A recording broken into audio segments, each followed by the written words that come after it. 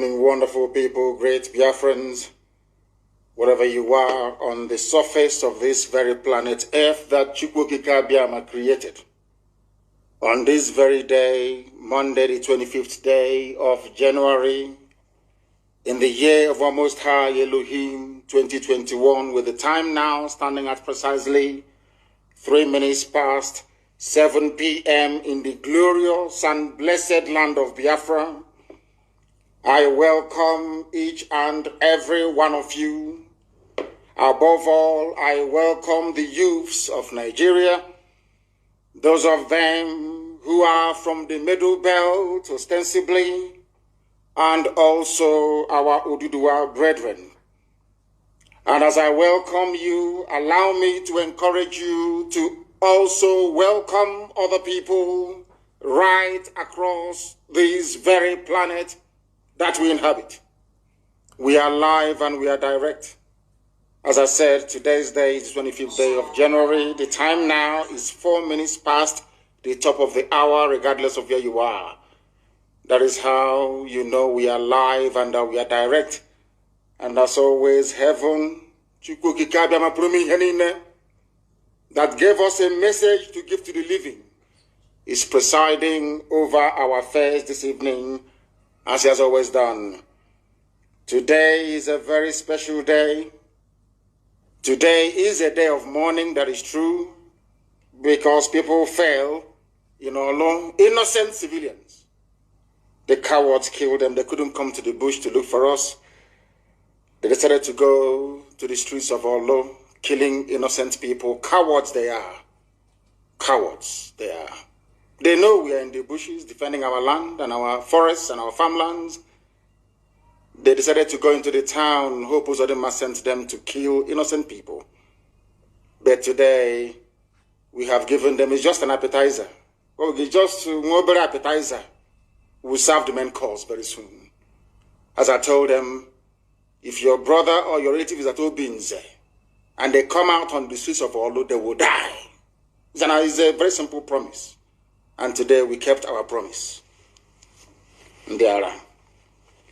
We are not going to deviate from our protocol. We must acknowledge all those who are listening all over the world. All of you listening right across the surface of this very planet Earth. Be it via IPOB, community radio, Radio Biafra app, tuning, just name it, on satellite, and also on Facebook. They must know that we are serious. 2021 cannot be like any other year. We promised them we have come to die for what we believe in. Now they understand how serious we are. Hope Uzodinma feels sorry for you. Another dead man walking. I will catch we what I will do to me. Any ear that hears it will bleed. I swear to God Almighty in heaven. Allah can never be any other will be. I'm telling you, the zoo has fallen. Now they will know. We will hunt their children all over the world, wherever they are.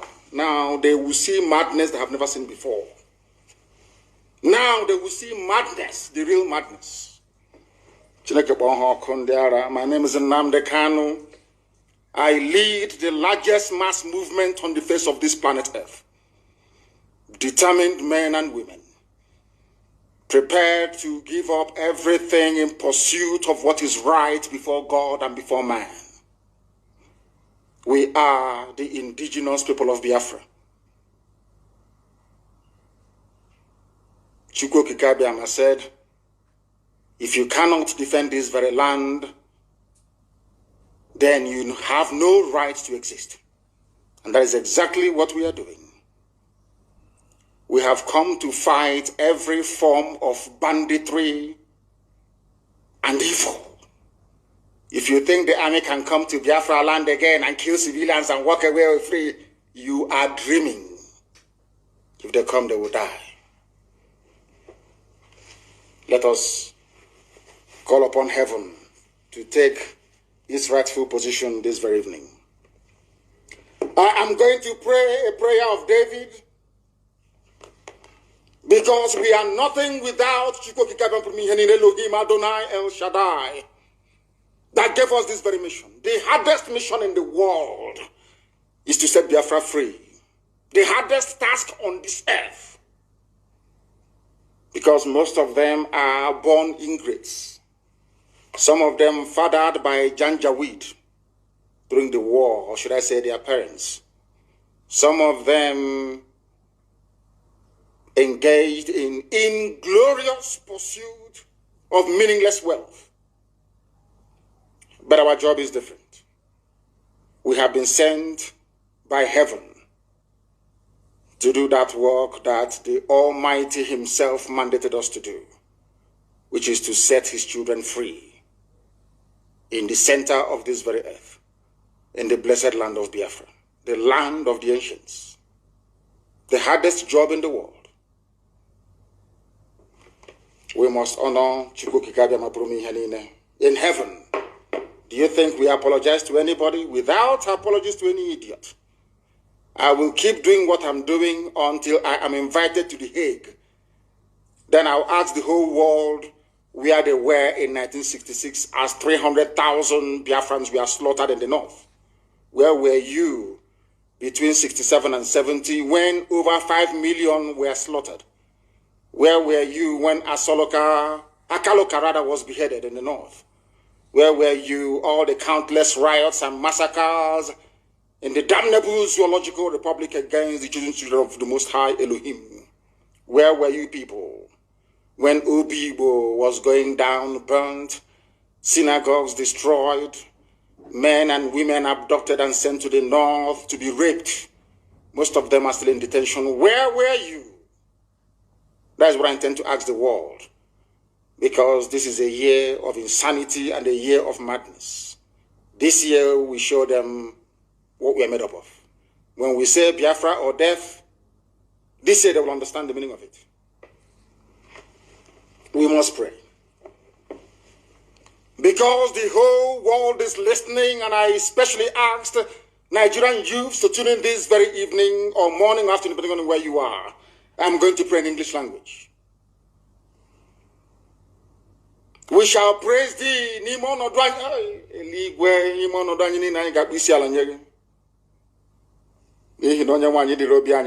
I will still pray in English. It doesn't matter what will befall us. In good and in bad, we shall praise thee. But we ask you for the safe repose of the souls of those cowards murdered in Olu today. A man and a woman, cowards. We asked them to come into the bushes to look for us. They couldn't come. Instead, they were inside Olo town, as cowardly as they are, looking for civilians to kill. Cowards they are, from Obin's barracks. Elohim Adonai El Shaddai, we shall praise thee forever. It doesn't matter what we are going through. In good and in bad, we shall offer ceaseless adoration of your magnificence and your holiness. You are Lord and you are God, you are not man. You are beyond what man can conceive of thee.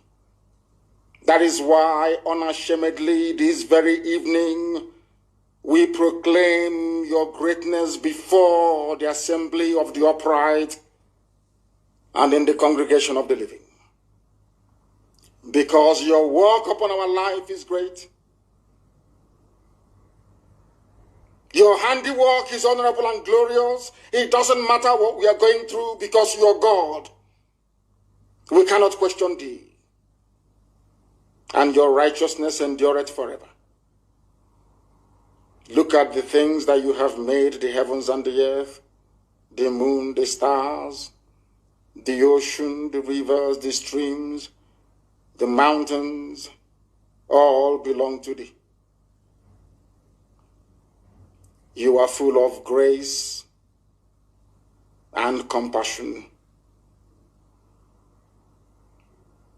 And unto thee do we anchor every of our hope, every of our belief that Biafra shall be set free, and that you will also impart knowledge into young people within Nigeria to receive common sense, to absorb this very message this evening because it is comprehensive and incisive. You have shown us your mercy in the past. You will show us your mercy again. We are not asking for what doesn't belong to us. We are doing precisely that which you mandated us to do. That Biafra may come, that Oduduwa may come, and that every other shackled and enslaved ethnicity in the damnable zoological republic will be set free. That in the end, all of us, Biafrans, Oduduwa, Middle Belt, everybody will come together to give honor and praise unto your holy name for setting us free. Because this very contraption that Britain constructed was designed to kill, to emasculate, and to render asunder. Only with your help and your grace shall your children be set free.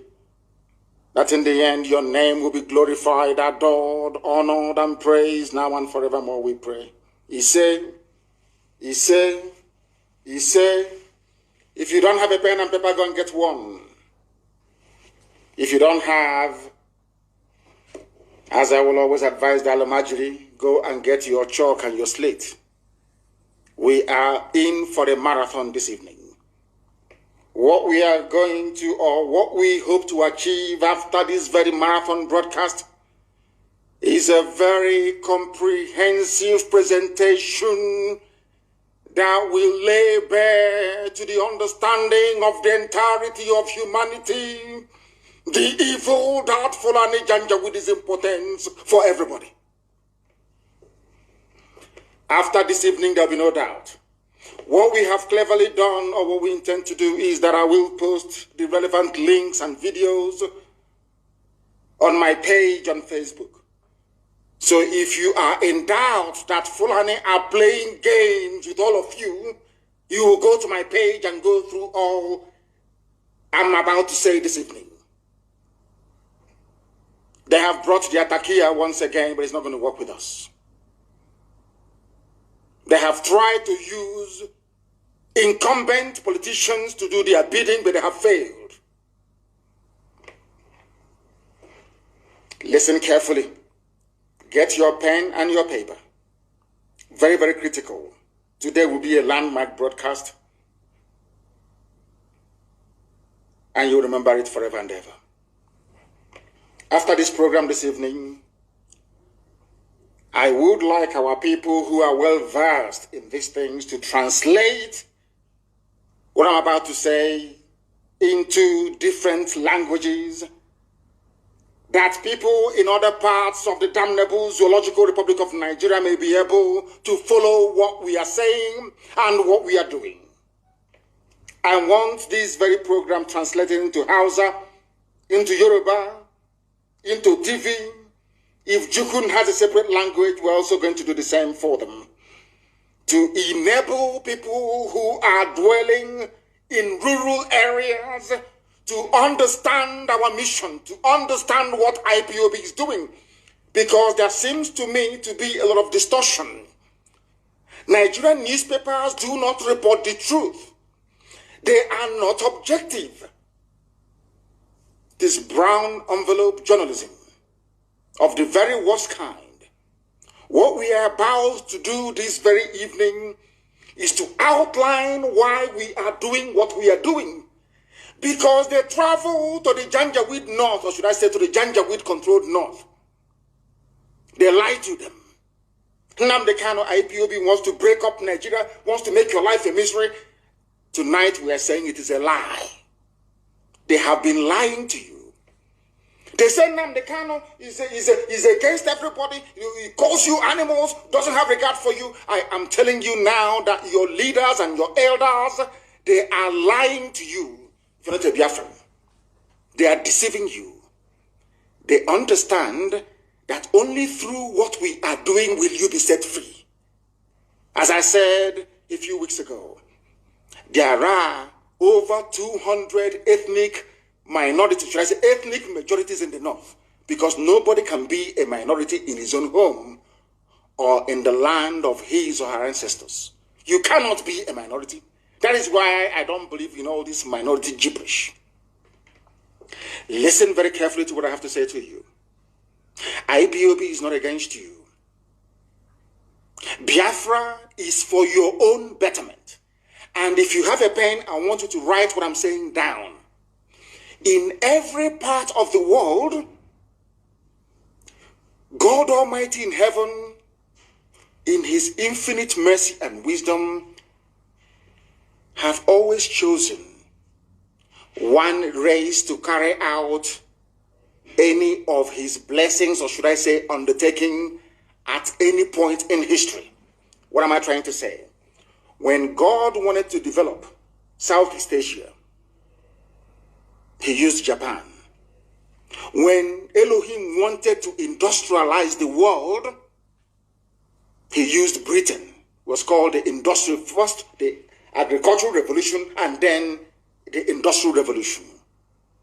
When Elohim wanted to educate the world as to the, should I say, niceties or benefits of social media, should I say, the internet and all the rest of it, the virtual world, so to speak, he brought in the US. When Chukwuemeka Biama wanted to make mobile phones available to everybody, he brought Nokia. I think that's in Finland. Mass production. When Elohim wanted the cost of goods and services to be reduced drastically, that poor people living in Africa can afford to have a flat screen television, he brought China for mass production.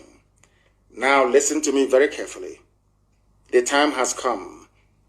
God Almighty wants to liberate not just Biafra, not just those who are in the zoo, but the whole of Africa.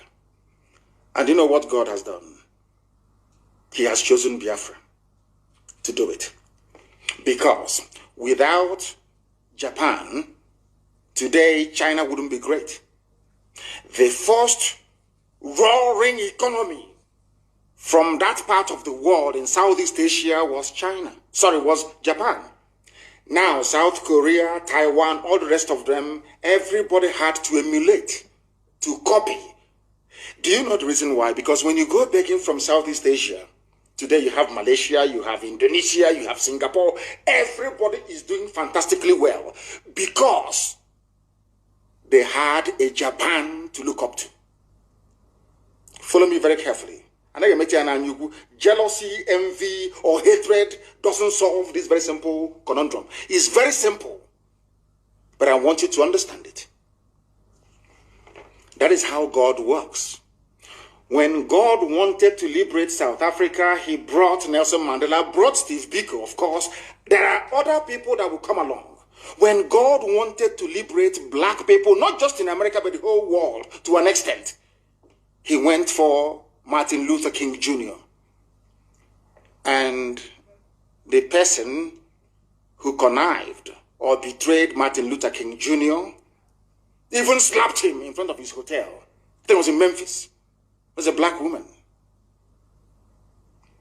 The fact that you can go to the US today and get a job, the fact that they can go to the US today and, should I say, fly even first class in an aircraft, in an aeroplane, is down to the work that Martin Luther King Jr. did, and also Malcolm X and all the rest of them. Of course, I concede to Prophet Elijah Muhammad. They did a very good job as well. Louis Farrakhan, to an extent, did a very good job. So also did, what's his name again? I've forgotten his name. When it comes back to me, I will tell you. They all did fantastically well.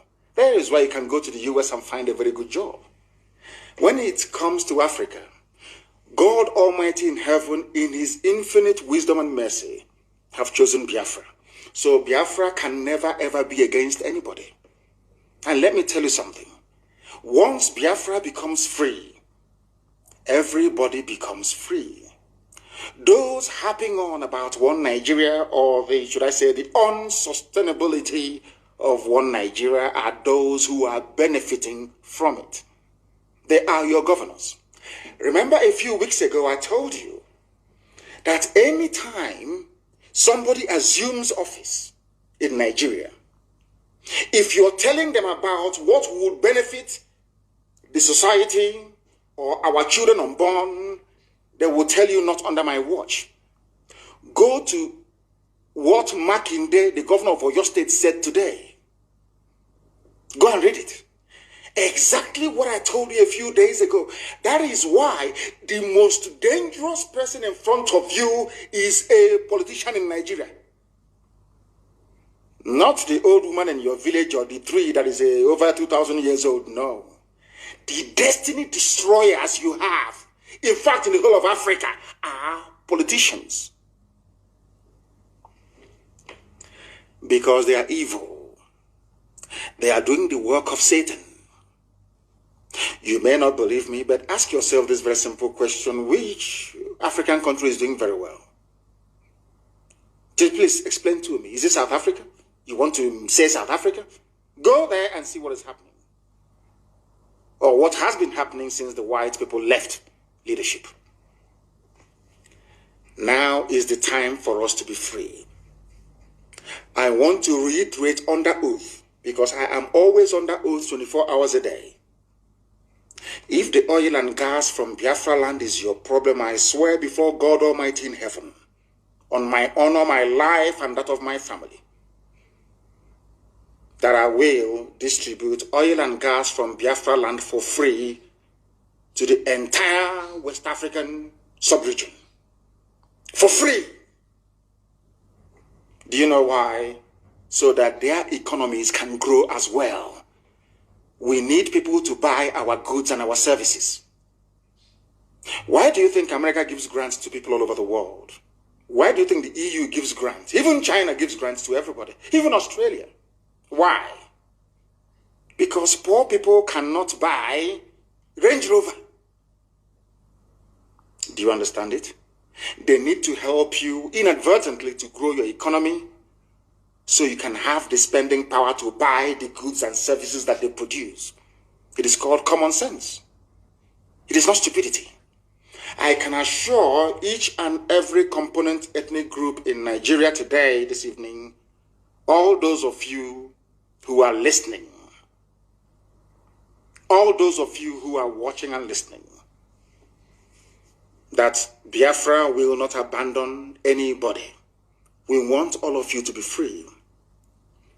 You all can remember very clearly what happened between 67 and 70, because every time we talk about our eternal leader, the great Dim Chukwemeka. Why I am doing this program this evening is not to allow what happened in the past to repeat itself. Ojukwu did not declare Biafra because he wanted to. Ojukwu went to Aburi to negotiate for, restructuring. And he succeeded in negotiating for a restructured Nigeria back to regions. Listen very carefully. On the ride from their hotel to the airport, I think it was Ankara, who was the then military junta ruling Ghana. Ojukwu and Gowon were best of friends. Ojukwu said, when we go back to Lagos, I will be the person to nominate Yakubu Gowon as the head of state. I hope all of you are following what I'm saying. Ojukwu never declared Biafra. Britain scuttled it because Britain did not want any of you to become developed. They didn't want you to control your own economy. They never wanted you to have a life of your own. They wanted to, this big daddy mentality is us who made you, we created you. You are what you are today because of us. You are nobody. We made you. They love it. So every time we'll be crying, hey, Africa needs aid. Africa needs help. Give them grant. There is vaccine. Why don't you help them? There is polio. There is malaria. Let's help them. They look at us as imbeciles who cannot fend for themselves. They love it. You know that feeling you have That ranked the feeling when beggars are coming to your house and begging you, you'll be feeling very proud and very big. That's the mentality they have. They knew that Ojukwu would have destroyed that. That was why they hated him. Ojukwu only declared Biafra because Gowon reneged on restructuring. Gowon said, no, we are not going to restructure. And Ojukwu said, this was not what we agreed in Aburi. Since you are now saying you are not going to restructure and Igbo people were being slaughtered in the north, there was never any glorious decade in the history of the zoo. Never. Ojukwu said, I will now create a safe haven for persecuted people in the northeasterners to come back home. And that time, everybody was in this agreement together. Efik, Ibibio, everybody was represented in Ojukwu's cabinet. The man that suggested that the name Biafra should be used was an Ijo man. An Ijo man. Ijo is on Chief Frank Opigo. An Ijo man. So when people talk about Biafra, Ojukwu's Biafra, they will never tell you he's Ijo Biafra. They will never tell you he was an Ijo man. Ijo. That said to Ojukwu, our original name is Biafra. And Ojukwu adopted it. Then the propaganda started flying. Sadly, from our Yoruba brethren. Then, very sadly, the lies began. The same lies that they were peddling that led them to label IPOB as a terrorist organization. But people occupying Yoruba forests, people raping and killing in Izombe, people raping and killing at Ozowani, people brazenly attempting to take over the whole of Benue State, they are not terrorists. I want people to, at least those that still have some measure of conscience, to understand what I'm saying. People who are raping and killing you, they are not terrorists. They are not proscribed Miyetiala, no. They are normal. You negotiate with them. You talk to them. You parley with them. But IPOB that is championing the freedom of everybody in Nigeria, I said everybody. Sometimes people misunderstand what we are doing. Biafra is a vehicle with which we are going to liberate everybody, including ethnic minorities in Sokoto, in Katsina, in Bauchi. Only Biafra can save you. Why am I saying this? And I want you to listen very carefully, please, and note what I'm saying down. Fortunately, the people of the South are gifted with a sense of responsibility, and if things doesn't work out, rebellion. If we stay in one Nigeria, for instance, let's say we collapse IPOB and the Oduduwa movement were to stop, do you think that any minority in the Fulani conquered north will be able to rise up to challenge them? If the answer is no, then other people must do it. Those who are able should do it. That is why IPOB, this Biafra movement, needs the support of everybody. It doesn't matter where you come from. It doesn't matter if you're from Krenenborn. It doesn't. Once you are suffering within Nigeria, you need IPOB and you need Biafra. More than Biafra needs you. Because if we stop, let's say we collapse IPOB tonight and stop our agitation, how are you going to get electricity in your lifetime? How are you ever going to get good roads? How will you ever hold your corrupt and inept politicians responsible? And more importantly, how are you going to stop Fulanis from taking over your ancestral lands? How? Just tell me. A few days ago, I said something very, very poignant. I said, if you want to remain in one Nigeria, I'm not begrudging you. But look at Hausa people. That is going to be your fate. You are going to be a people devoid of honor and integrity. You will only exist as a people, even if at all they will allow you to exist. Now you understand it. That is why we are doing what we are doing. We must cut out all the distortions, all the falsehoods, all the outright lies against what IPOB stands for. Anybody against IPOB is working for the politician. They are paid errats. Owasiwanya is a very spent force, somebody who made his entire existence on sabotaging his people. We love our elders. We respect them. If not that I'm a very, very discernible and sensible man, I would have thought that perhaps that Paya Debanjo has turned around to abandon truth, which I know and respect him for.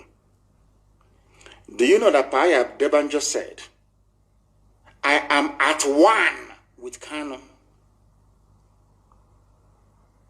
Yoruba media said, I am at war with Kanu. After doing my presentation during the Never Again 51 years remembrance of those that the zoo slaughtered and massacred, over 5 million people. After I finished speaking, Paya Debanjo asked to come back into the program to speak. He was allowed. He said, I am at one with Kanu. Fulani is the problem of Nigeria. The media wrote that Paya Debanjo said, I am at war with Kanu. These are the people who have been lying to you, telling you that we hate you, IPOB is too parochial, we hate everybody. And I'm saying, if we hate everybody, why was it that when I was at DSS, those who used to wash my clothes were kids they picked up from Sokoto, from Zamfara, and tagged them Boko Haram sympathizers, locked them up for, some of them for nearly 4 years. They used to wash my clothes. They used to fetch water for me. Boko Haram people. We started talking. They were the ones telling me, they told me every history about Muhammad Yusuf, the founder of Boko Haram that the zoo police killed. You know, sometimes, you know that Nigeria even accused me once of supporting Boko Haram because I came and I made it very public that Boko Haram is the way it is today because of the wickedness of Nigerians. An average Nigerian is a very wicked animal, a wicked beast. Why do I say this? When Muhammad Yusuf was agitating for referendum, some of you don't know this, the Boko Haram founder was agitating for referendum in the northeast. The Nigerian police killed him. That was why they turned violent. But when you discuss the history of Boko Haram, people will say that terrorists, they are this, that. But it was the Nigerian state that inflicted terrorism on these very poor people. That was why they took up arms. That is a fact. Castigate Boko Haram all you like. Cast aspersions all you like. Say whatever you want to say against them. It was your docility. You were there. Nigerian police went and killed a man that hasn't killed anybody. Today they're holding El Zagzagi. Holding him. Tomorrow now, when El Zagzagi dies in custody, and another front will be opened up with Shia Muslims in the north, all of you will start yapping as usual, terrorist group, terrorist. But now that El Zagzagi is suffering injustice, all of you are quiet. The only time I'm speaking the truth, you know me, I speak the truth always. I don't give a damn who is upset or who isn't. Have you noticed something? The same thing now that Yoruba media is saying that, of course, I love Sunday Igboho very well. He's doing a very fantastic job, and I will keep supporting him. Do you see the way the Yoruba media are reporting their own people? Do you see how they're writing about every second, every minute, every second, every minute? Because he is Yoruba. And the media in Nigeria is controlled by Yoruba people. And now I'm asking myself, what is the difference between what Sunday is fighting for, what Muhammad Yusuf was fighting for before they killed him, and what Nnamdi Kanu is fighting for? No difference. Follow me very carefully, please. I'm not saying that I condone or tolerate the excesses of Boko Haram bombing and killing people. I completely reject and condemn it.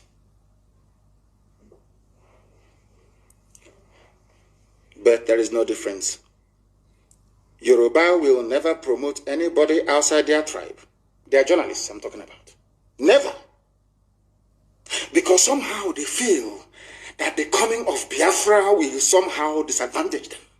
I don't know why. Or is it because somebody somewhere is desperately trying to become the president of the damnable Zoological Republic? I have no idea. But I want you to pay attention this evening. Ask yourself this question. What is it that Sunday Iwoho is doing that is different from what IPOB is doing? What's the difference? They will tell, oh no, because he's not advocating for the breakup of the country. Because we see a million miles ahead than any other person. Why am I saying this? Do you know when Ojukwu saw that only restructuring could save Nigeria? Only restructuring. 52 years ago. 52 years ago. 52 years ago. I want the world to understand that this is a gift that God gave to Biafran people. The gift of vision, to be able to see things before they happen. And I am very glad to say, and with every sense of humility, I hasten to add, that I also possess the same gift as Elohim gave to our eternal leader. I have the same gift. I need you to understand this very, very carefully. I also have the same gift. And you ask yourself this very simple question. Why was it that something Ojukwu saw, not did he only say it, he negotiated for a restructured Nigeria what do I mean by 50? 54 years ago, 53, 54 years ago. Only now, they are now asking for the same thing. 54 years ago, they killed 5 million Biafrans because of it. The same thing they killed 5 million Biafrans because of, now they are begging to have it. And the thing is, why must all of us be begging Fulani for restructuring? Why must all of us be begging them for referendum? Why? Are they God? Are they holding the key to our lives? Why must we are begging? Every time we are begging them, oh, please, can you restructure? Oh, please, can you give us? Every time, please. Who are these people that we keep begging them? And they will tell you to go through your elected representatives. They tell you to go through your politicians. But one thing you don't understand is this. They are the ones that allowed the INEC that they control to bring those people forward as your political leaders. So they control them. That is a fact. Now, if you want to remain in perpetual slavery and poverty, do not support IPOB and what we are doing. But if you want to, you see, sometimes people think that I'll give you a very simple example. China is blessed. They are doing well all over the world. The economy is booming. I think now they are number one, I believe, in the whole world in terms of economy, and they are number two in terms of military might. That is their blessing. No one can take it away from them. Do you understand? No amount of jealousy can change it. If out of jealousy, or you believe that Biafra is going to be one very beautiful nation in Africa, and because of that, you're not going to support them, you are doing yourself a disfavor. Because there's a way we say it where we come from. If you're suffering, we are also suffering.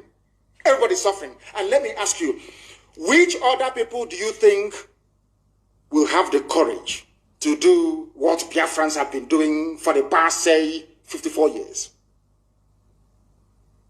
Which other people in Nigeria, I'm asking you, can do it? And there is nothing envy or jealousy can do for you. You can be jealous from now till the kingdom come. It cannot remove God's blessing and grace upon a people. Why is it that Angela Merkel, as advanced as Germany is, will say that USA is the leader of the free world? You know all the problems that they had during the Trump era, with NATO funding and all the rest of it, World Trade Organization, World Health Organization, and the rest of it. If you ask Angela Merkel, leading a very proud Germany, she will tell you, we look up to America as the leader of the free world. Is it going to stop Germany from doing very well by acknowledging the preeminence of the United States of America? No. If you ask Boris Johnson now, he will tell you the most important thing for us is to make sure that America comes back to lead the free world. It doesn't matter if you're hung up on your jealousy or your envy. It's not going to change God's blessing. The same thing applies to Biafra and IPOB. And to the Igbo race to an extent. The same thing happened to the Jews. Jealousy, envy all over the world. They were slaughtered over and over again. They were killed. It never ever removed the grace of God from upon them. Today, Israel is standing very, very strong. Why am I saying all these things to Nigerian youths? It's for them to understand this very simple fact, that we have not come to take anything that belongs to anybody. We have come to set all of you free. And I will reiterate, once we are all free, if all of you gather together, first of all, you need freedom. You know, what I find astonishing about the likes of people who should know better, like Wole Soyinka, that were advocating for sovereign national conference until Obasanjo came, a Yoruba man became the president, and they forgot about it. Had they stood on that, if after this liberation of everybody in Nigeria, all of you were to come together to say, we still want to remain in Nigeria, after a referendum, I am a Democrat. Should Biafrans vote to be part of Nigeria? That's entirely up to them. And I will abide by it because the majority will always carry the vote. And for some of you who are afraid, they will dominate us. Hey, Biafrans everywhere. Igbo people, they have shop in Lagos. They have in Ibadan. They are doing well in Kanu. They are doing very well in Meduguri. They are doing very well in Yola.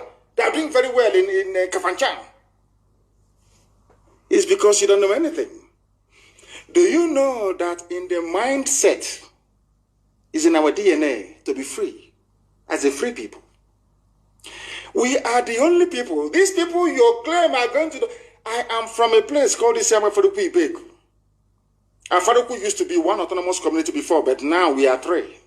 Maybe we are going to become four, who knows? We are the only people that answer to autonomous community. Do you know why? Because we love freedom. We don't want anybody to lord it over us. And for people who wrongly claim that was the propaganda of the Janjaweed, the Miyet Yala Caliphate, Fulani Caliphate over the years, don't join Biafra. Don't join the Igbo people. They will dominate you. They will dominate you. And I want to draw a very simple analogy with what is happening today. Look at Miyet Yala. Look at IPOB, for instance. Who are the ones killing you and dominating you? Miyet Yala. Who are the ones shouting, don't join IPOB, don't support them, the same Miyet Yala dominating you? That was what they did before, during, and after the war. They poisoned the minds of our people. Britain started it. And go on, finished it off. How did they manage to do it? By repeating the same garbage over and over and over and over again until you believe it.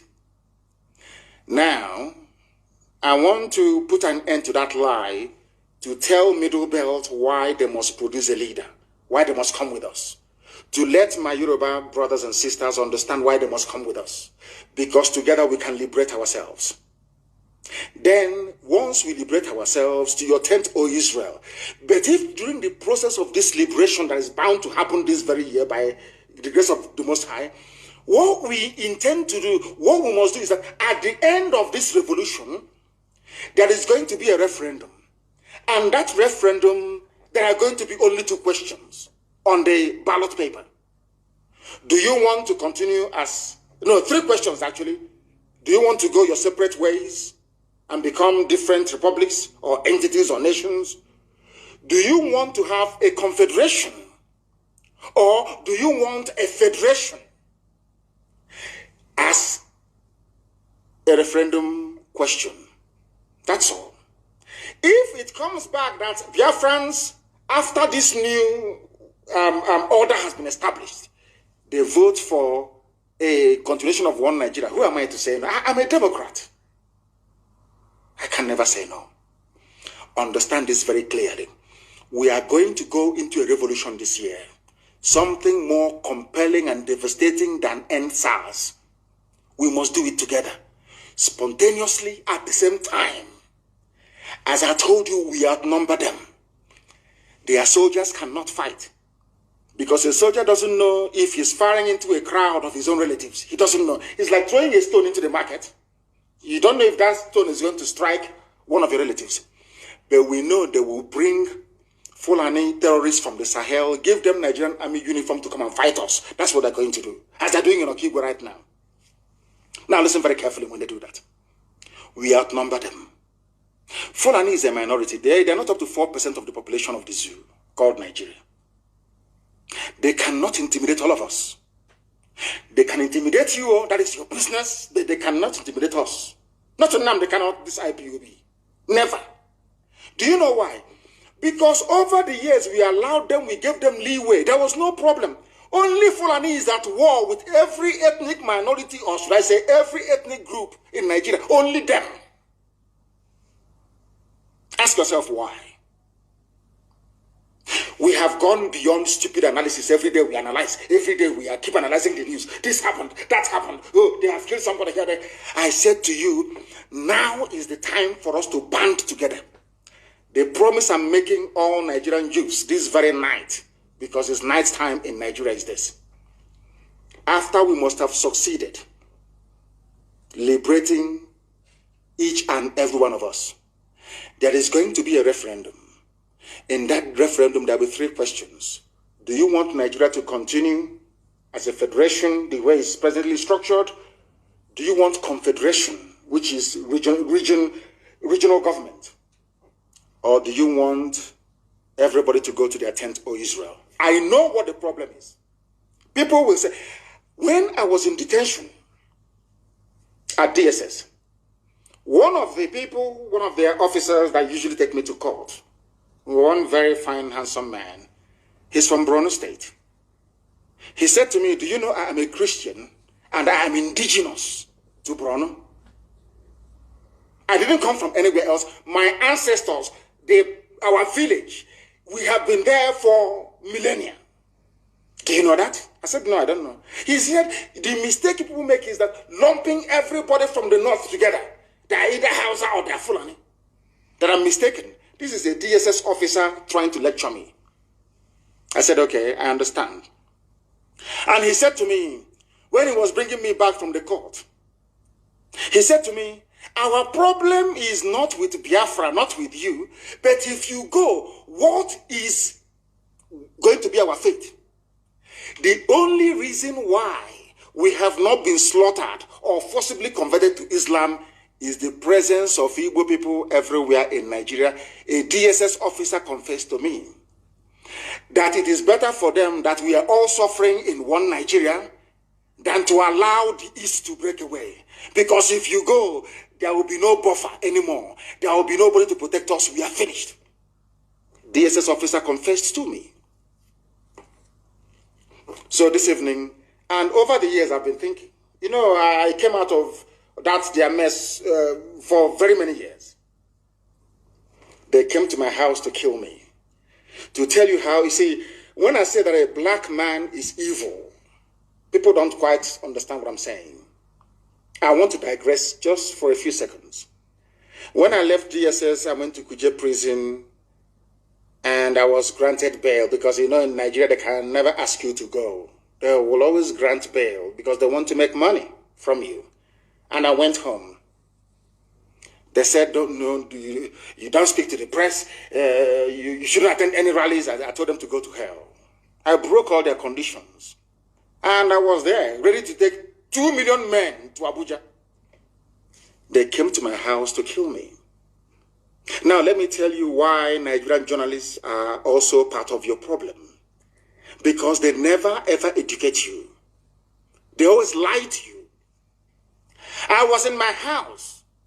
The army came, the army of Nigeria sent Nwodo, Ibazo, Ekwemado, and who else invited? Oh, and Umahi invited the army to kill me. Do you know the reason why? Because I refused to call off the governorship elections boycott in Anambra State in 2017. I told them I won't call it off. They sent the army to come and kill me.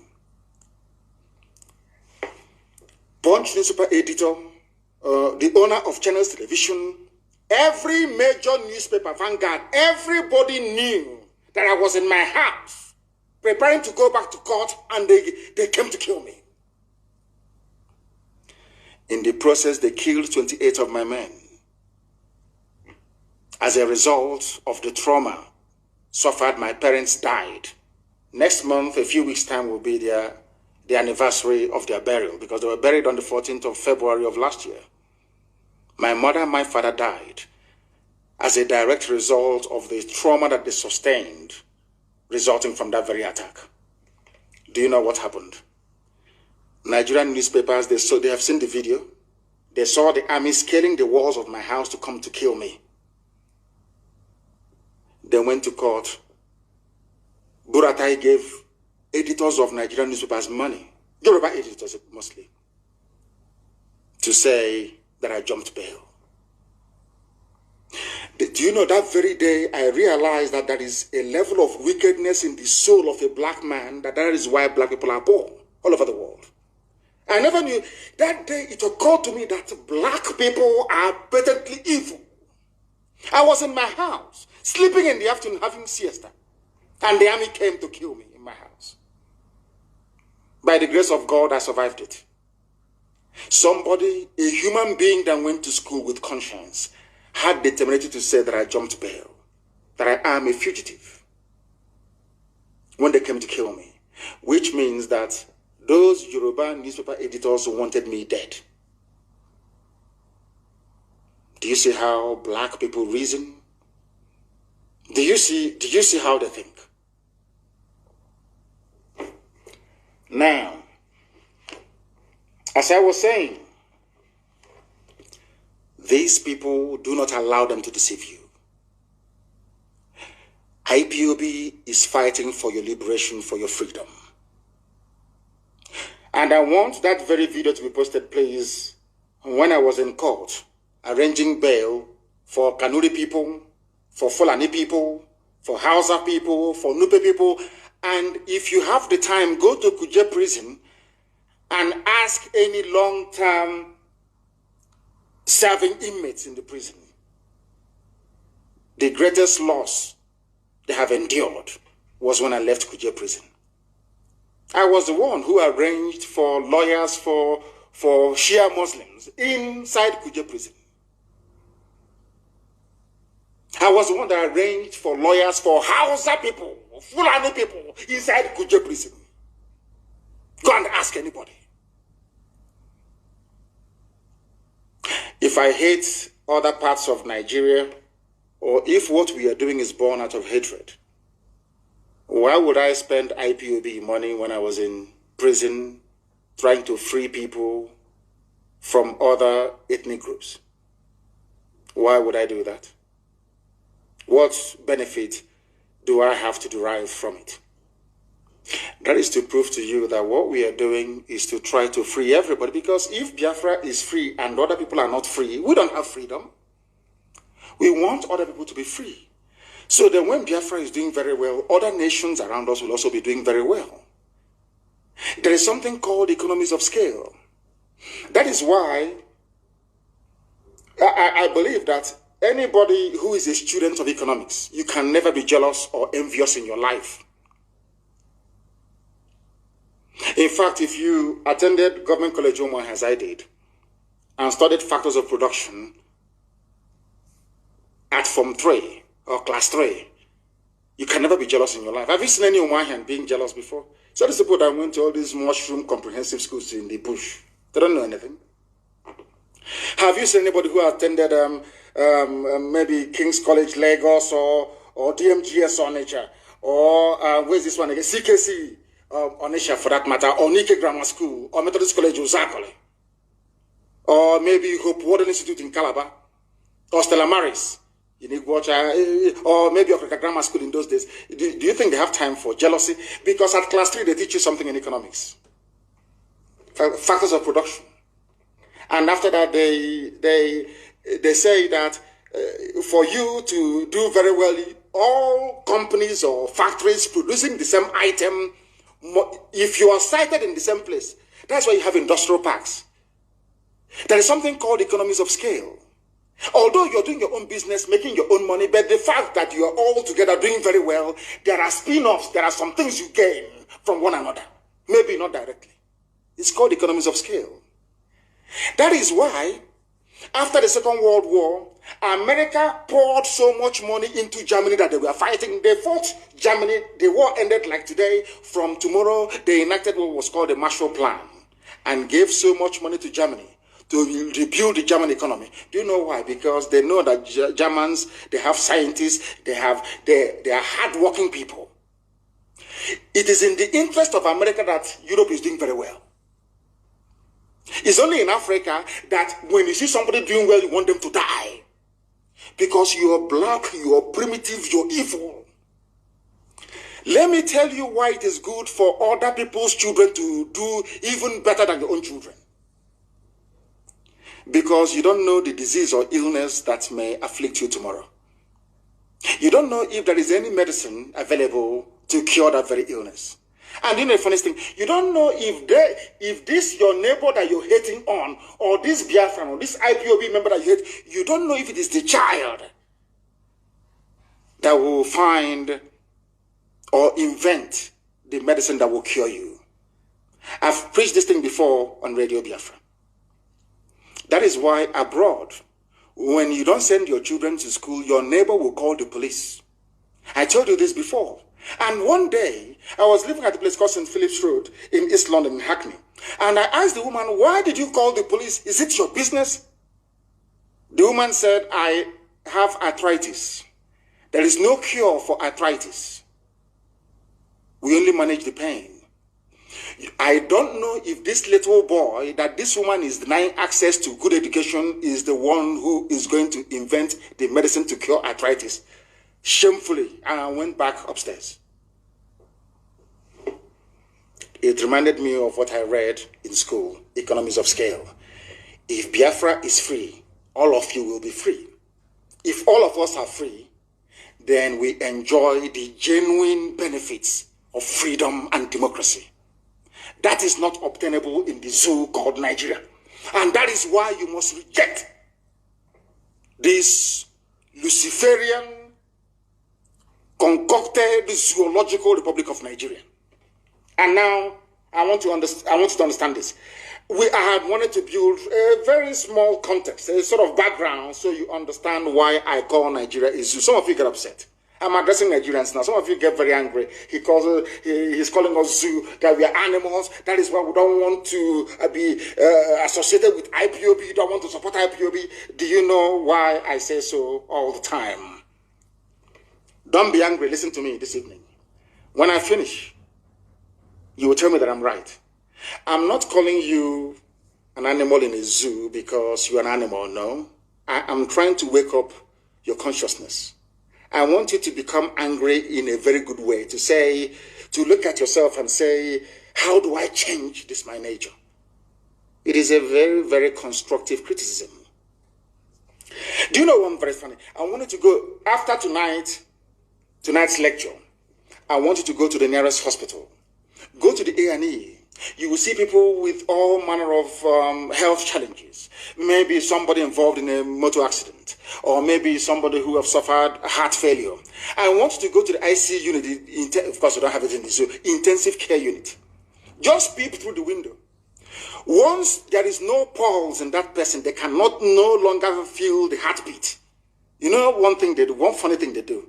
They pump electricity into that very person. And when they want to do it, the person applying the electric shock will be protected. Others will run away. Understand this very carefully.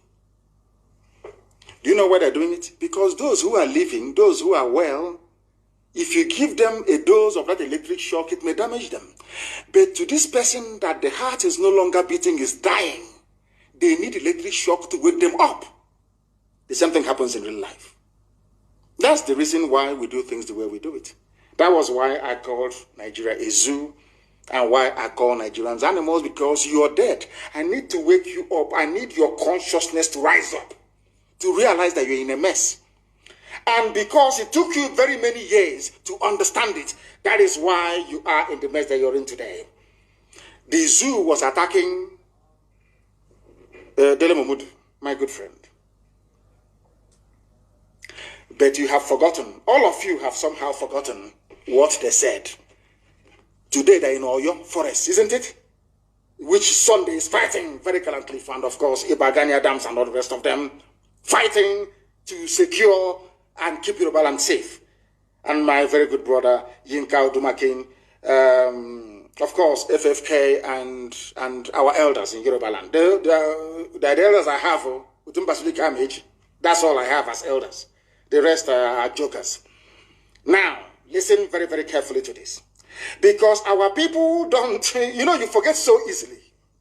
You forget so easily. And please, I want my principal professor to post this, please. Post this very link on my page. In May 16 of 2017, there was a headline from Nigeria, from Asarok. Headsmen attacking Nigerians are foreigners.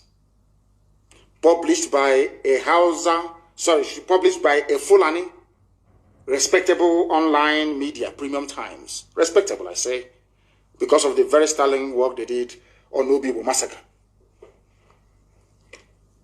Premium Times carried it. The headline says, the headsmen attacking Nigerians are foreigners. Now I ask you this simple question. If the headsmen attacking Nigerians are foreigners, what are they doing in the forests of Yoruba land? It is here. They have been raping, abducting, kidnapping, asking for ransom, killing people in broad daylight sometimes. And it's here.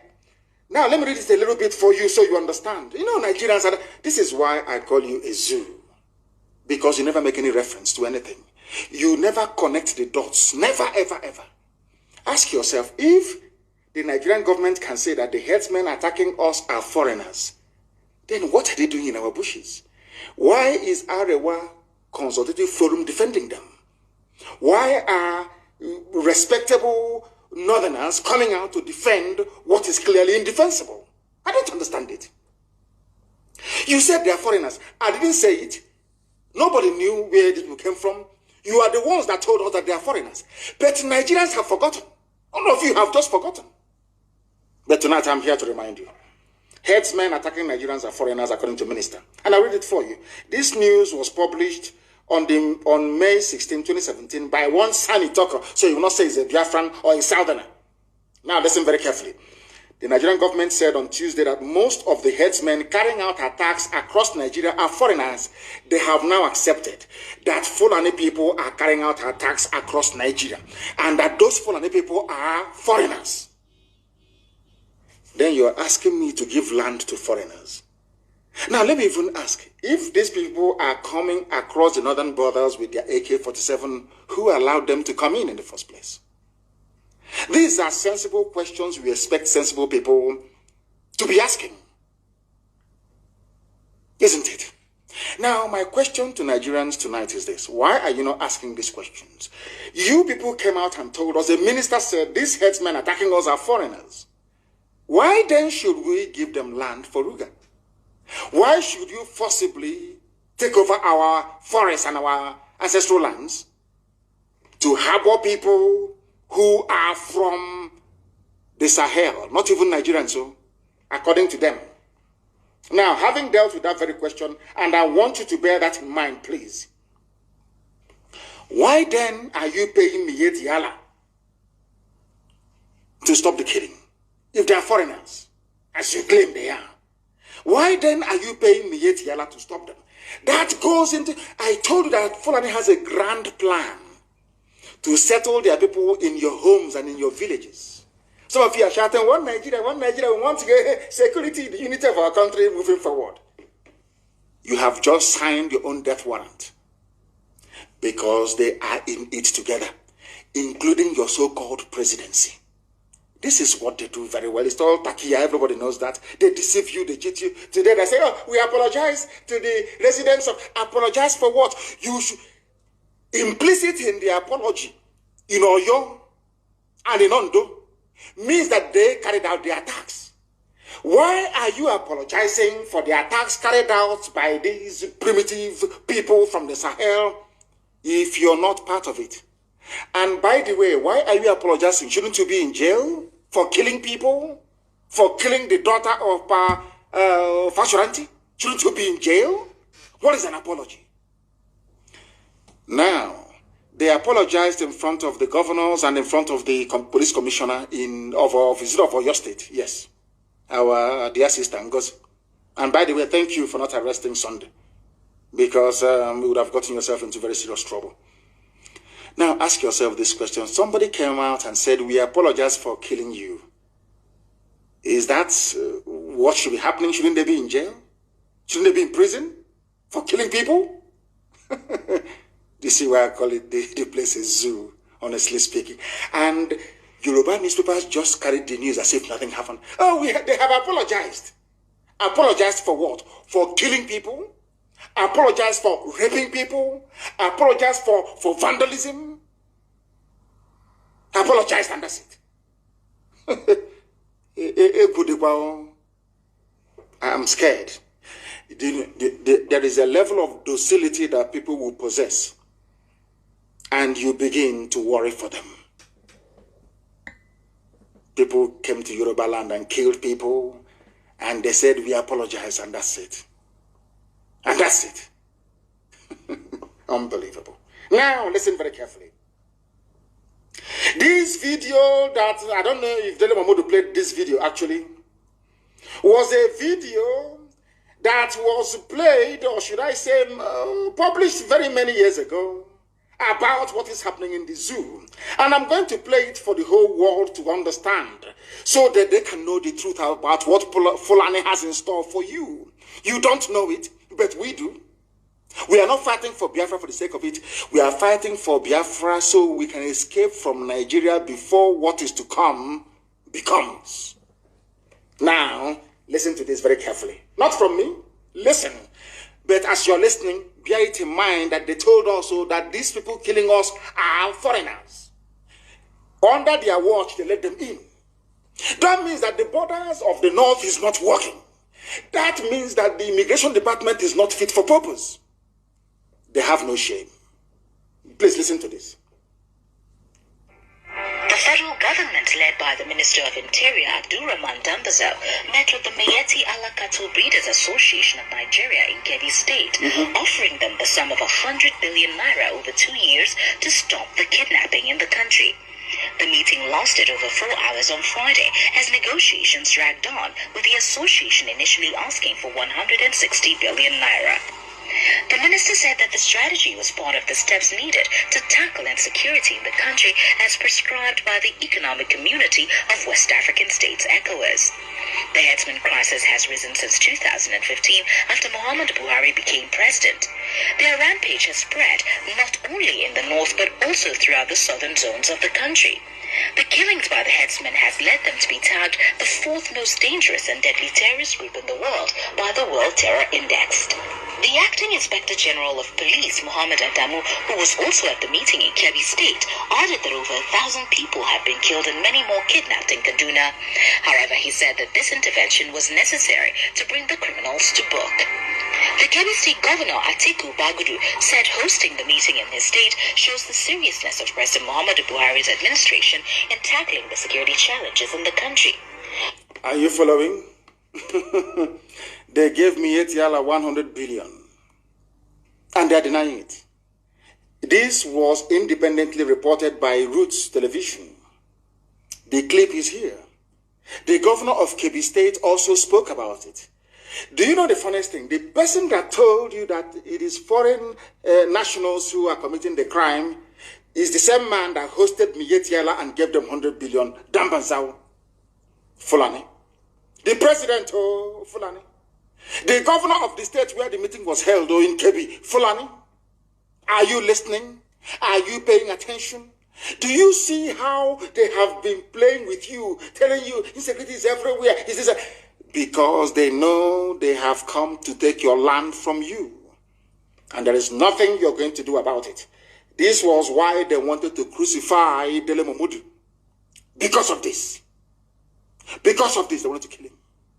They were saying it's a lie. It's a lie. But it's here, reported neatly and cleanly. And please post this on my page, that people may go and view it over and over and over again to understand the mess you are in your so-called one Nigeria.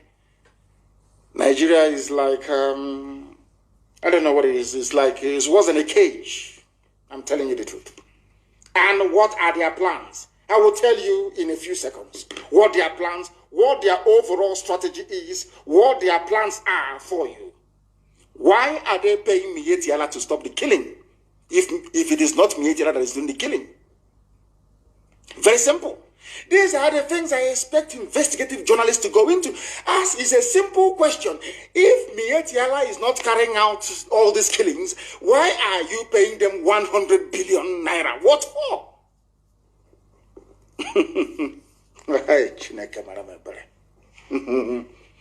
He's here. Dear me. And as usual, they have denied it. Garba Shehu came out to deny it. He said Dele Momodu shouldn't have played it.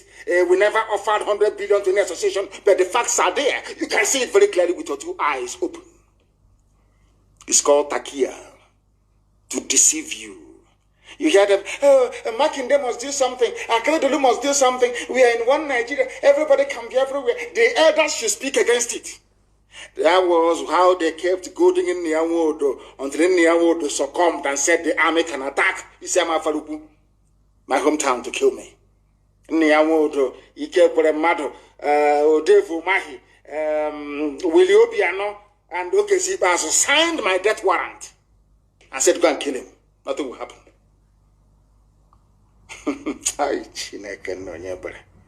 Lord have mercy. Let's continue. They asked Garba Shehu, did your government, your Fulani government, of course Buhari is dead. If you say Buhari is alive, then that means you need to see a brain surgeon. Your brain is not working very well. Why did you give them 100 billion? This is an absolute falsehood. In all of those meetings, I have confirmed that in any of those meetings, nothing like money was discussed. All of the issues were about the involvement of the leadership of this group in getting them to prevent upon their erring members, and there are many. Now, Garba Shehu is saying that it is Mietiala that is killing people. Garba Shehu opened his mouth and said, Mietiala are the ones killing people. That's his response earlier yesterday. Because we want to attack Dele Momodu. See how they're playing with you. It is Mietiala. It is not. We gave them money. We did not. The same Mietiala that was negotiating the release of kidnapped school children just a few weeks ago. Do you see how they are messing up with your brains? And they need to keep you occupied. They know how you reason.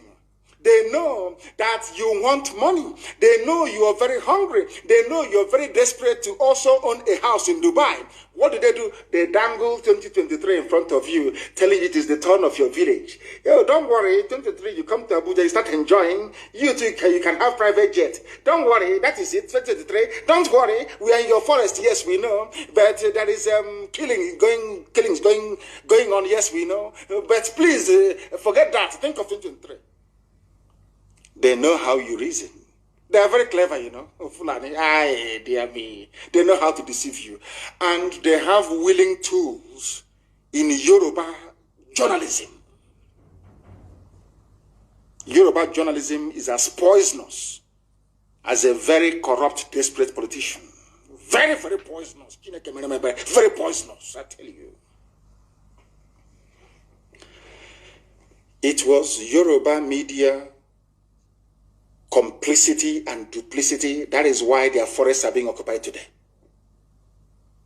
Because what goes around comes around. They never knew that by helping these Janjaweed Caliphate suppress freedom fighters, they themselves are opening up their land for occupation. They never knew it. It's common sense. Today everybody is suffering. Garuba Shehu said only a few days ago, no, just yesterday, that it was Miyetti Allah carrying out the killings. Has anyone suggested that Miyetti Allah should be I don't know, proscribed? No. When they kill you, they apologize to you. But IPOB that did nothing. They want to tag a terrorist group. That is the mind of a black person. It is here. The evidence is right in front of us. But Nigerians are too gullible, and I'm asking Nigerian youths tonight, do not be gullible anymore. Do not be gullible anymore. Stand up and say that we have had enough. And when we call you to come out on the streets to protest, just do it. And you have your freedom in your hands. They kept denying, oh, we never gave money to Miyetti Allah, but I want to read another news for you, and please publish it. I want you to publish it on my page, the link to this Guardian newspaper publication. Foundation sues government over alleged plan to pay Fulani headsmen 100 billion to stop kidnapping. They want to pay them 100 billion to stop kidnapping. Now, let me read that for you.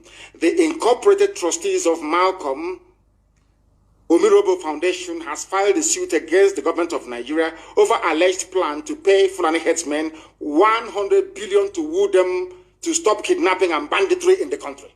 Fulani are the ones doing the kidnapping. Fulani are the people doing the banditry. It is not profiling. They have maybe Britain advised them 2 days ago. Start using the word profiling. You know, it's very sweet. We are not profiling anybody. We are telling you the truth. You set up all these terror groups to advance Fulani hegemonic interests right across the length and breadth of Nigeria. That is what you're doing. And we are calling you out. And you don't like it. That was why you tagged IPOB a terrorist movement, to try to silence us. But God Almighty in heaven had other plans. It is here. Vanguard publication. Confirmation that Fulani people are the ones doing the killing, and they are the ones paying themselves to stop killing their so-called fellow Nigerians. And Governor Makinde is saying, we are one. Let us stay in peace, because he doesn't want his security votes to be threatened. That is black people for you. Black people for you. Now, there's another news. Coming from the same Fulani group. I want you to pay very serious attention, please. Coming from the same Fulani group. This news was published on May the 10th, 2019. A Fulani group warns Nigerian government against compensating Miyetti Allah with 100 billion. Please post the link on my page so the so-called Nigerians can come and see what has become of their lives. How they are deceiving you. Even a Fulani group. Sequel to reports making the rounds that federal government is offering the Miyetti Ala Cattle Breeders Association of Nigeria the sum of 100 billion. And remember, when Garba Shehu was asked, why are you giving them money? He said that Miyetti Ala is a legitimate stakeholder in the country. Have you forgotten? Garba Shehu, go and Google it. Garba Shehu, just Google Miyetti Ala, a legitimate stakeholder in the government of Nigeria, you will see it. The same Garba Shehu. When he was asked a few years ago, now he has changed. We never gave them money because they think they are talking to fools. They think they are talking to idiots. This very group is called the Gan Allah Fulani Development Association of Nigeria. They want the government not to give this money to Miyetti Allah. They use it to buy guns and equipment to bribe some very corrupt and useless traditional rulers in the south to give them land to occupy forcibly. Are you following? That's Nigeria for you. That is one Nigeria for you, and we are here to educate the youth of Nigeria so you understand what is affecting your lives, how these people have done everything they can to make your life a misery. And after receiving 100 billion, they went on rampage. That's why you have them everywhere. That 100 billion was to boost them, to scatter them everywhere. That was what happened. And that is why you have Fulani Miyetti Allah killing everywhere right now. The 100 billion was to move them down south, to take over your ancestral lands. Can you imagine that Nigerians are running from their fellow Nigerians? Very, very sad indeed. Wave after wave of attack. Coordinated, carefully planned by the late dead Buhari. Of course, he'll be very proud from his grave in Saudi Arabia. What people are doing in his name. Habak Yari took over from him. Ismaila Isafuntua came up. In fact, Maman Dara is gone. Is remaining El Rufai and Buratai. All Fulani. All Fulani planning your demise, and you're there foolishly looking upon 2023 and planning or talking your usual garbage about one Nigeria. There are even mad people everywhere. That is why they don't like us, and we don't give a damn. We don't need your likeness. And now let me also confirm to you the grand plan of the Fulani to take over your lands and kill you in the process. Now, please, I want you to also publish this news, and you can Google it if you like. We have paid some Fulani to stop killings in southern Kaduna. Who said it? Governor El Rufai of Kaduna, Vanguard publication of December the 3rd, 2016. A Fulani governor of Kaduna State said we have paid some Fulani to stop the killing. It didn't start today. This was in 2016. Since they came into power in 2015, it's all killings and advancing the hegemonic interest of the Fulani Caliphate. And all of you are stupidly shouting, one Nigeria, one Nigeria, one Nigeria. And your land is going, your lives are being snuffed out in front of your eyes. Do you see how foolish Nigerians are? Do you see why I call Nigeria a zoo? Do you see why I call Nigerians animals? Because they do not reason. They don't know how to reason very well. Some may get upset about it. But I'm sure in the quiet of your home, you will say that what Nnamdi Kanu is saying is right. We have paid some Fulani, please post it on my page. I beg you, the link is a Vanguard link. Kaduna State Governor Malam Nasser El Rufai has said his government has traced some violent, aggrieved Fulani to their countries. Fulani came to Nigeria, got upset, and went back to their countries. And there is immigration. No? Hey, zoological republic. Zoo. What type of God made you people? What type of God made you people? My goodness. Aggrieved Fulani from other countries came to Nigeria. We have gone back to their countries in Mali, in Senegal, in Niger, in Chad to go and pay them to stop coming to Kaduna to kill people. Can you believe such rubbish? They are not terrorist groups. Nobody prescribed them. But Yoruba media, right, prescribe and a lot about IPOB. Yet killers are allowed to come in and go out of Nigeria at will. They come in as bandits or as headsmen, and they leave as multi-billionaires. They go back to their countries when the money, they go and tell their people, do you want to make money as a Fulani man? Go to Nigeria and start killing. And they come and they settle them. Zoo. Unbelievable. Listen carefully tonight, oh. You must pay attention. Nigeria was a country that banned open grazing because they don't obey their own laws. The people do not even know that judicial pronouncements are themselves laws. Anything a justice or a judge says in a court of law becomes law. They have lawyers, they have senior advocate, junior advocate, intermediate advocate. None of them knows anything about law in the zoo. I want you to follow very carefully, please.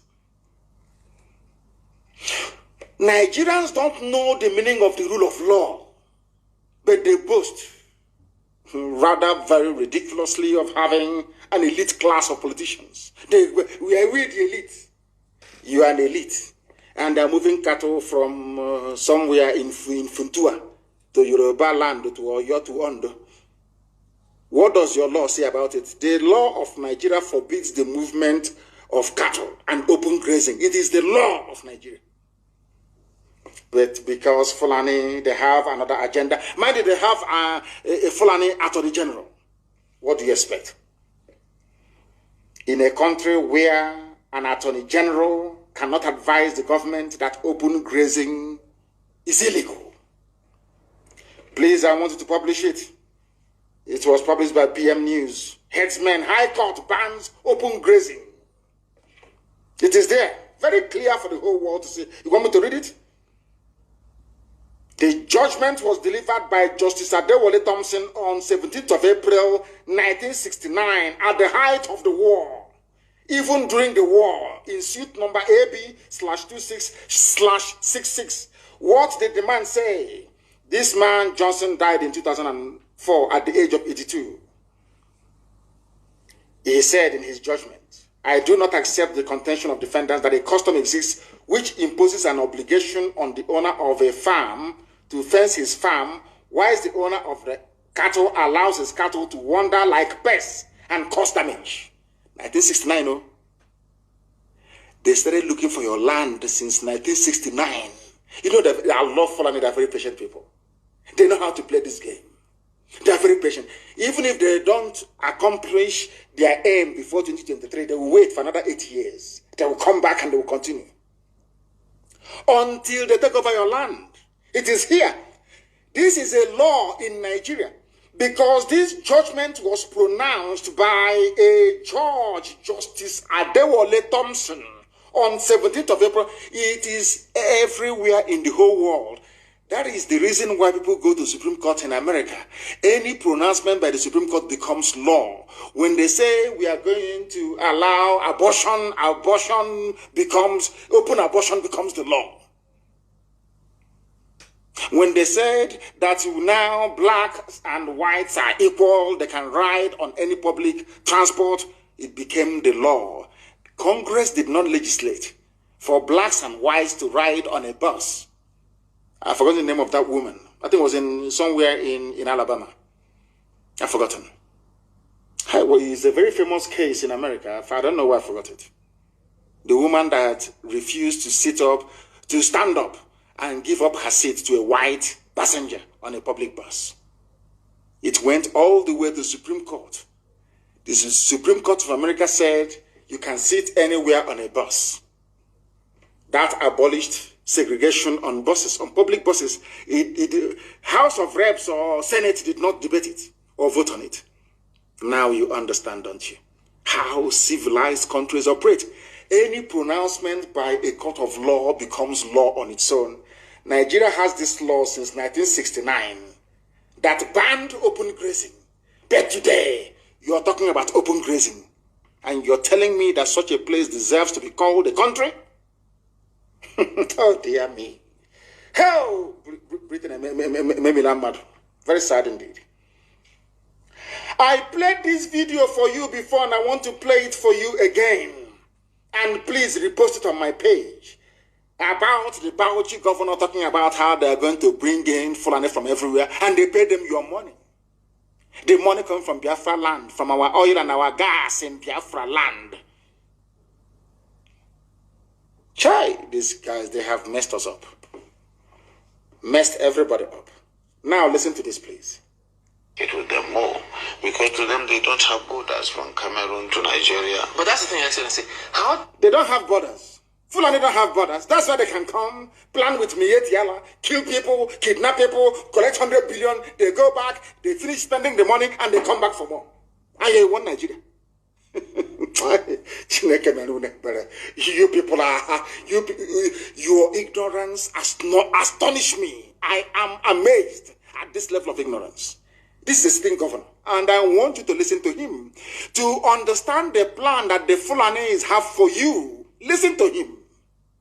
Fulani governor. Hey, so good. Get with them more, because to them they don't have borders from Cameroon to Nigeria. But that's the thing, Excellency. How do we ensure that those who will be participating in this federal government largely funded program will be Nigerians? Federal government funded thank you very much. It's Rosa Parks. Rosa Parks, the case made it all the I want to educate Nigerian lawyers, because you know senior advocates advocating rubbish. You don't need to make noise about Fulani people in your forest. Just go to court and ask them to reinterpret what Justice Thompson said in 1969. It is law in Nigeria. Anywhere you see a Fulani man grazing the cattle outside, they are breaking the law of the land. They should be in jail. Rosa Parks is the woman's name. Thank you very much. You claim you're educated.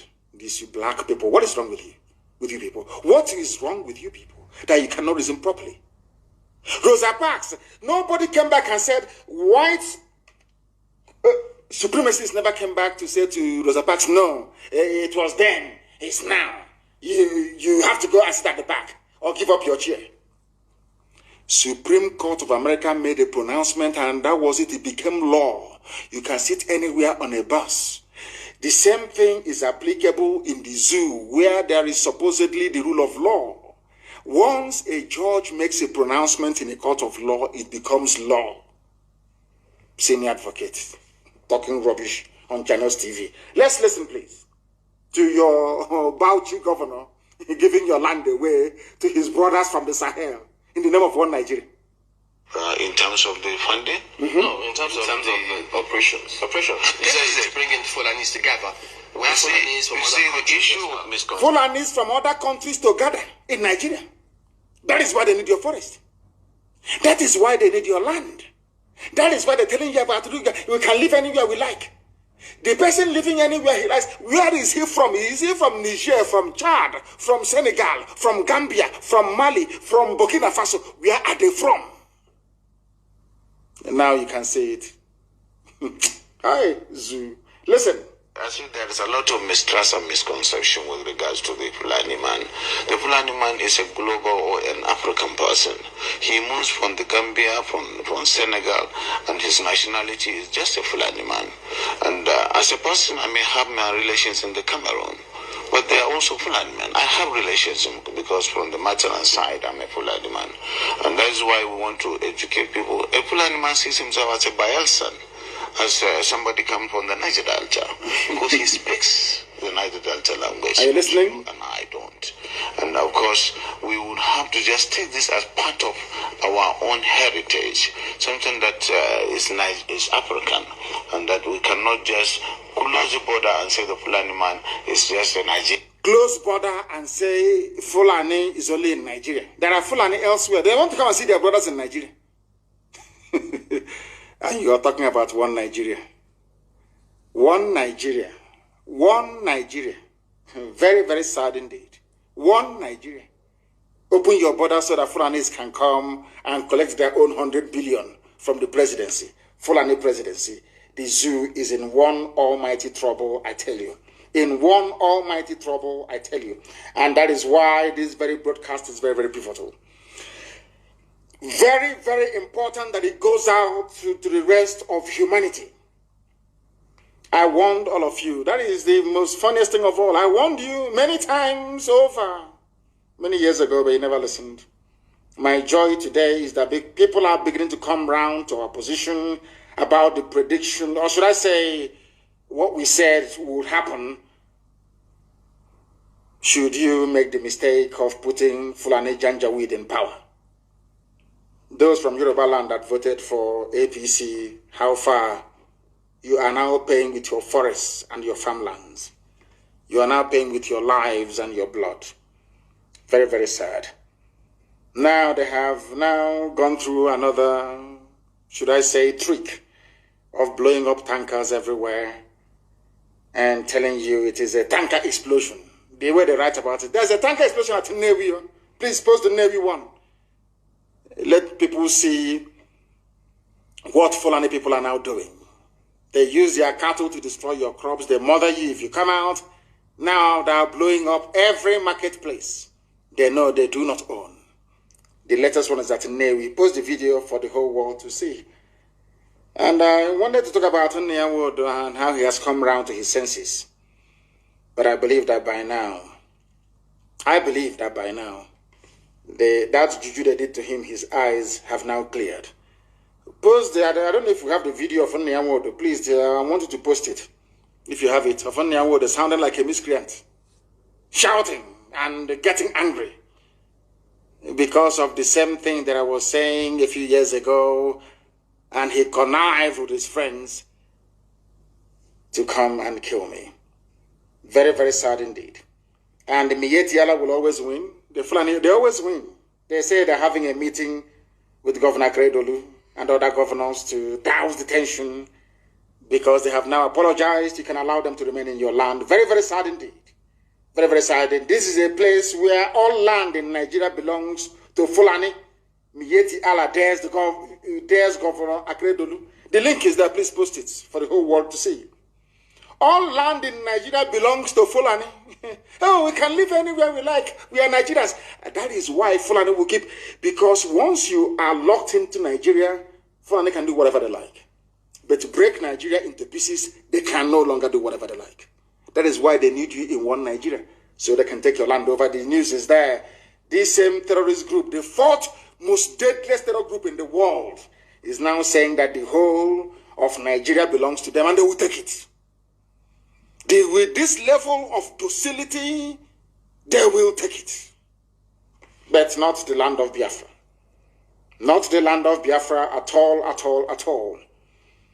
What we are seeing today is, you know what Ojukwu saw 50 years ago? They said, Ojukwu is a rebel. Let's go and fight the rebels. In Lagos, let's go and fight the rebels are there. Let's go and fight the rebels. The rebels have been defeated, or they have said the rebels. What the rebels saw 54 years ago, you are now begging Fulani to give to you. What would have been very difficult, aligning with Ojukwu to get the restructuring that you wanted in 1967, 68.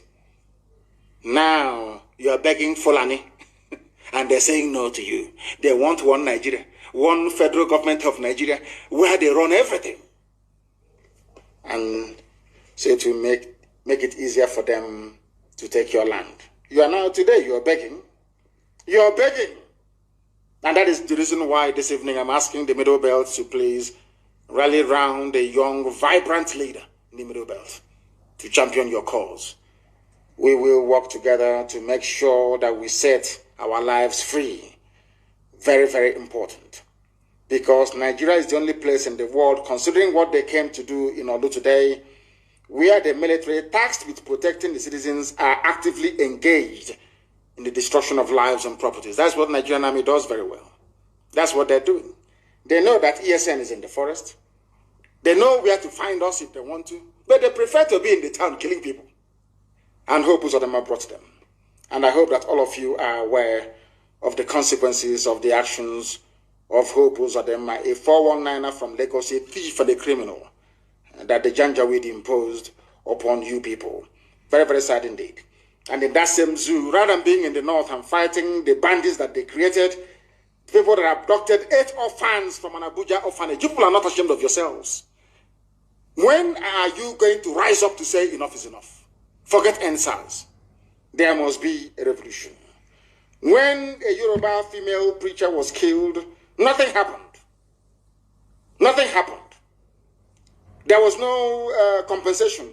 But Arewa Consultative Forum, they have the guts to say that people who are killers should be compensated. That is Nigeria for you.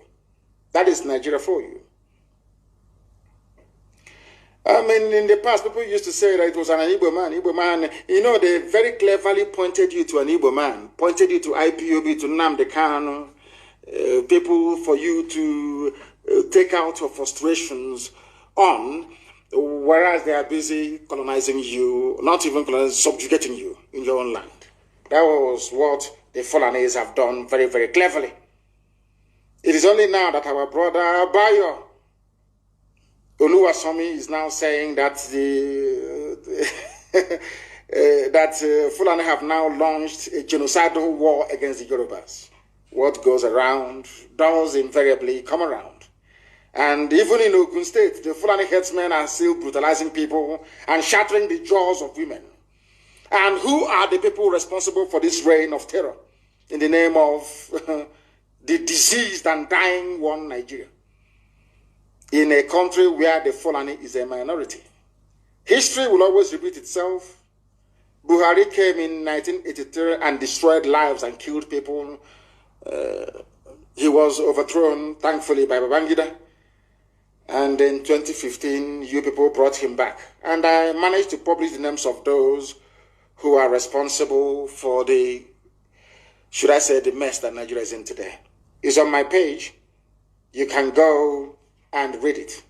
But there is something that I want to point out this evening, because it seems to me that my friends in Yoruba media, they know the truth, but they know how to dance around it.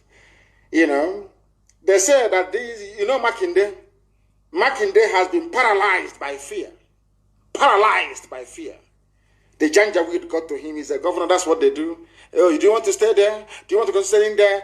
Then do something. Do something now and protect Fulani. We are all one Nigeria. That's what they always do. That's why Makinde came out to start talking rubbish. But the Minister of Youth and Sports Development, Mr. Sunday Dare, has advised the Oyo State Governor, Sheyi Makinde, to be more proactive and decisive in handling the situation in the state. That's what they do. Once you go into power, you are in power. You don't want anybody to actually interfere or interrupt the flow of money in name of allocation coming to you. Because of that, you do everything you can to cling on to power. And that most times means doing what will please the Fulani. And that is why Yoruba forests today have been taken over by Fulani Janjaweed. And in the north, the same bandits that came from Niger Republic, from Mali, from everywhere, these are Fulani, they are giving them Hilux, vans and vehicles and millions of naira. They call them repentant bandits. Even the one from Ouagadougou, he's in Abuja collecting his Hilux and billions of naira in your one Nigeria. That is why if you remain in Nigeria, you are going to die. You are going to perish. And that is the reason why we do what we do. We want to save you. We want to make your lives better. We want to make sure that you enjoy the benefits of freedom the same way that we wish upon Biafran people, not just in Biafra but all over the world. That is why we must join hands together. That is why there must be a revolution, and that is why everybody must support IPOB in what we are doing, and that is why we must bring the zoo to an end, to let the people decide. As Modo was screaming and barking and saying that their 1999 constitution is evil, who is going to rewrite it? Is it not the people? Because if you keep quiet, Fulani will come up with even a worse version of that very constitution. I preached it before, and I'm sure somebody posted it or commented upon it yesterday. Go to that constitution and you will see the mess that your lives are today is as a direct result of a constitution written by a Fulani man for Fulani people in order to dominate you. That is why everybody must rise up and be part of what we are doing. That is why everybody must rise up and support what IPOB is doing. And if you have a relative in the Nigerian army and they are busy killing innocent people on the streets, know that there will be a payback time for them. we will not forgive. We are not going to lament. I'm not going to complain or cry. You went to all, you killed people and you did this and you did that. Anything you do to us, we are going to revenge. I'm saying it live so the whole world can hear me. That thing you want, you're going to get it. And there are a few special announcements I would like to make. There are new USA National Financial Secretary, Mrs. Latina McPeters, and also our Asset Recovery Officer is Dr. Nelly Ofebu. The rest will be put in place. And please, we must note that we have 4 independent regional coordinators in the United States of America, and the names, rightly so, are Central Regional Coordinator, Pacific Regional Coordinator, Eastern Regional Coordinator, Mountain Regional Coordinator. They are all independent. We must make this very, very clear, please. And you also know that we are doing a very fantastic job, and our land is safer today than it was yesterday. That I can assure you. The zoo will try everything they can to intimidate. That it is in their nature. But we are not going to capitulate. We are standing very tall and very firm because the land of Biafra must be protected at all costs. And that is precisely what we are doing. And with that, we have come to the end of our presentation this very evening. I thank you all for listening, and I'm sure you have noted down very important and critical points for you to research at your leisure. Or you can come back to my page to go through all the links and the videos that we have published to prove to you irrefutably that the Fulanis are out to conquer, to subjugate, to kill, to pillage, and to drive us away from our lands, and we're not going to allow it. Once again, thank you very much for listening. From me, from here, with every love in my heart, it is good evening.